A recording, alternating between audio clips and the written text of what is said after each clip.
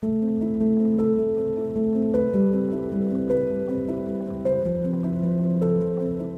miss him so much, but he requires more than what I can offer him as just a mom. You kind of need a motion sickness pill to carry a Zoom conversation with April Bonacorsi. She literally has her hands full with Ava. I'm sorry, the baby spit up all over You're me. fine. And her son Aiden. There's also her 14-year-old son, Bradley. You don't see him, but he's there. Always in my heart. Talk about him every day. Everything I do, I think about Bradley. And the guilt. She says with laughter. I can't cry 24/7. Guilt because Bradley is living at a residential treatment facility. I want my shoes off. You know how to take your shoes off, baby? While her son Aiden can communicate what he wants and pout when he doesn't get it, Be a big boy. Bradley is nonverbal and has autism. Since he can't use words to communicate his feelings, he often speaks through aggression. Stop.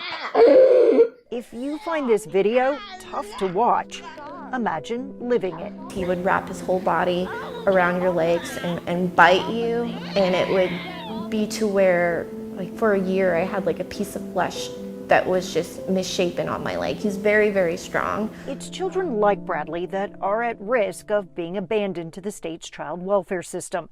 About 40% who come into care this way are teens. Of those with a listed diagnosis, 58% have severe behavioral or mental health challenges. 40% have a developmental disability, and many come into care with all of these things. But what do you think we need to do differently to keep these children from being abandoned? The systems aren't talking to each other. It's more putting out her fires. I asked the same question of more than 24 parents and child welfare organizations. There's no care coordination system. So it's kind of like everything needs to fit in this box. There was always a barrier. It was always some kind of barrier. They all mention the same problems. There are potentially 4 different state agencies involved in providing care, and there is little to no case management looking at the big picture. And that primary diagnosis, like bipolar or autism, tends to box children in to the type of care they can access. The analogy I would say is if you need vegetables, getting more hamburger isn't really going to help. And sometimes parents honestly deal with what they can get rather than what they need. Devin Orlin and Joe Sarah work for the Georgia Advocacy Office, a nonprofit that helps parents fight for what their child needs.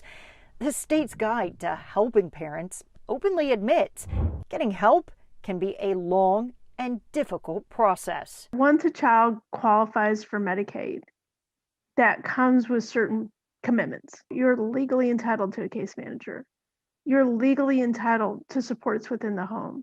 And you're legally entitled to not have to fight, scrap, and go broke doing it. Yet April says every service is a fight.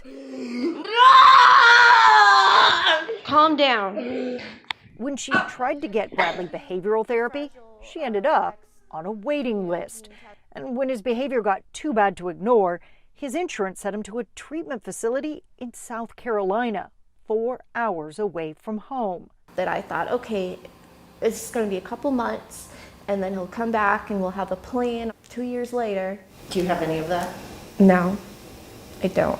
Now, after 2 years, Bradley's insurance says this level of care is no longer a medical necessity. I know. The problem? They still can't find a local therapist that will work with Bradley's aggression. At discharge, services in the community and in the home must be identified, approved, and ready to go. But Bradley's insurance didn't want to wait. April felt she was being forced to pit the safety of her children against each other. And when she pushed back, she says her insurance offered a solution. Well, you can always give up partial custody to DFACS, and then he'll get the resources that he needs. You heard right. An insurance company, knowing how all these claims get shuffled, suggesting to a mom that she abandon her child in order to get him care. And April says that is the problem, not Bradley's aggression. Services should be the same, if not better, while in her custody, and she should be able to find them around where she lives. You better leave your brother alone. God dang it, Bradley, get off of me. But in that moment of exhaustion, parents like April do wonder, would their child be better off? You know, your mental health will decline. It's just a lot. For April, the answer is no. She's been able to fight for a little more time to make arrangements, but says whether hugging her leg in the kitchen, He's got the cutest little face, so I was like, well, boop. or biting it in a fit of rage, she wants Bradley in the family photos, because without him, the house just feels empty. Honestly, it's not really the house, it's me. I feel empty without my child.